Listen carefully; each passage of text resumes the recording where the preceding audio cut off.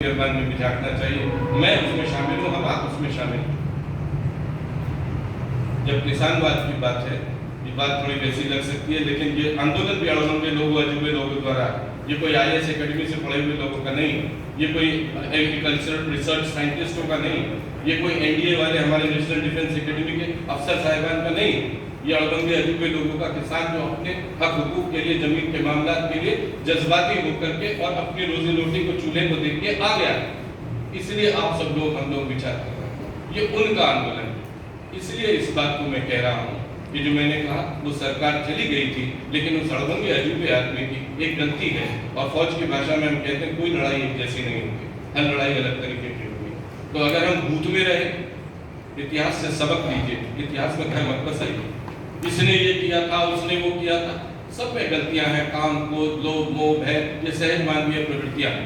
मुझे भी मेरा चेहरा, आपको भी अपना चेहरा टीवी पे अच्छा लगेगा, 4 लोग नमस्कार करेंगे, मुझे भी अच्छा लगेगा, आपको भी अच्छा लगेगा, ये काम। लेकिन बात एक बड़े व्यापक जन सरोकार की, वहाँ हम लोग इस बात से अलग हटके किसने क्या कहा था, इसको भूत को भूत में डाल करके, भूत में घर न बसा करके, अगर हमने भूत में घर बसा लिया तो हम भूत ही रहेंगे।